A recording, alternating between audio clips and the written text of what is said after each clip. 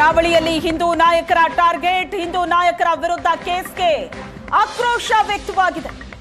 ಈ ಬೆದರಿಕೆಗೆ ಬಗ್ಗಲ್ಲ ಜಗ್ಗಲ್ಲ ಅಂತ ವಿಜೇಂದ್ರ ಹೇಳಿಕೆ ಕೊಟ್ಟಿದ್ದಾರೆ.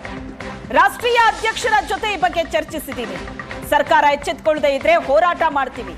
ಸುಹಾಸ್ ಕೊಲೆಯಲ್ಲಿ ಮಹಿಳೆಯರು ಭಾಗಿಯಾಗಿದ್ರು. ಇದು ವಿಜೇಂದ್ರ ಕೊಟ್ಟಂತ ಸ್ಟೇಟ್ಮೆಂಟ್ ಇದು. ಕಡೆ ಹಿಂದೂ ಕಾರ್ಯಕರ್ತರಿಗೆ ಅಪಮಾನ ಮಾಡ್ತಕ್ಕಂಥ ನಿಟ್ಟಿನಲ್ಲಿ ಇವತ್ತು ಕುತಂತ್ರವನ್ನು ಕೂಡ ನಡೆಸ್ತಾ ಇದೆ. ನಾನು ರಾಜ್ಯದ ಮುಖ್ಯಮಂತ್ರಿಗಳಿಗೆ ಗೃಹ ಸಚಿವರನ್ನು ಕೇಳೋದಕ್ಕೆ ಇಚ್ಛಪಡ್ತೇನೆ.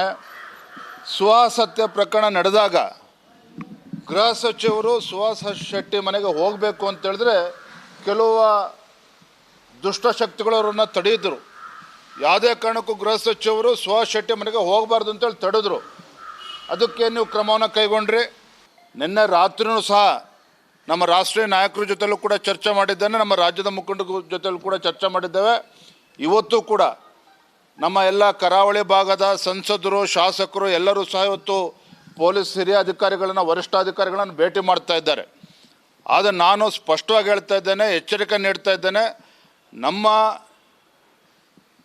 ಹಿಂದೂ ಕಾರ್ಯಕರ್ತರ ವಿರುದ್ಧ ಏನು ದಬ್ಬಾಳಿಕೆ ನೀವು ನಡೆಸ್ತಾ ಇದ್ದೀರಿ, ಇದನ್ನು ಭಾರತೀಯ ಜನತಾ ಪಾರ್ಟಿ ಇದನ್ನು ಕೈ ಕೊಟ್ಕೊಂಡು ಕೂರೋದಿಲ್ಲ. ಮುಂದೆ ಬೆಳವಣಿಗೆಗಳಿಗೆ ಏನೇನು ಆಗ್ತದೆ ಇದಕ್ಕೆ ರಾಜ್ಯ ಸರ್ಕಾರವೇ ಹೊಣೆಯನ್ನು ಹೊರಬೇಕಾಗ್ತದೆ. ಈ ನಾಲಾಯಕ್ ಸರ್ಕಾರ ಮತ್ತು ಕಾಂಗ್ರೆಸ್ ಸರ್ಕಾರ ಏನಿದೆ, ಇವ್ರ ಯೋಗ್ಯತೆಗೆ ಅಭಿವೃದ್ಧಿ ಕೆಲಸ ಮಾಡೋದಕ್ಕೆ ಸಾಧ್ಯ ಆಗ್ತಾ ಇಲ್ಲ, ರಾಜ್ಯದಲ್ಲಿ ಅಭಿವೃದ್ಧಿಗೆ ಹಣ ಕೊಡೋದಕ್ಕೆ ಸಾಧ್ಯ ಆಗ್ತಾ ಇಲ್ಲ. ತಮ್ಮ ವೈಫಲ್ಯಗಳನ್ನು ಮುಚ್ಚಿ ಹಾಕಿಕೊಳ್ತಕ್ಕಂಥ ಸಲುವಾಗಿ ಎಲ್ಲೋ ಒಂದು ಕಡೆ ರಾಜ್ಯದಲ್ಲಿ ಕಾನೂನು ಸುವ್ಯವಸ್ಥೆ ಹಾಳಾಗೋದಕ್ಕೂ ಕೂಡ ರಾಜ್ಯ ಸರ್ಕಾರವೇ ಇವತ್ತು ಷಡ್ಯಂತ್ರನೇ ಕಾರಣ ಅನ್ನೋದನ್ನು ಸ್ಪಷ್ಟವಾಗಿ ಈ ಸಂದರ್ಭದಲ್ಲಿ ಹೇಳ್ತೇನೆ.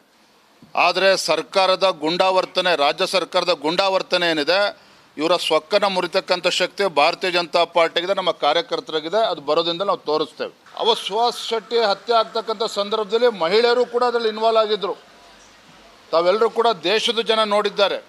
ತಾವೇ ಟಿ ವಿಗಳಲ್ಲಿ ದೃಶ್ಯ ಮಾಧ್ಯಮಗಳಲ್ಲಿ ತೋರಿಸಿದ್ದೀರಿ.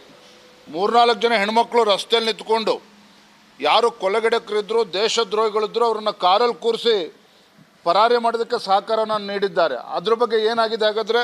ಅವನನ್ನ ಅರೆಸ್ಟ್ ಮಾಡಿದ್ದಾರಾ? ಎಲ್ಲೋ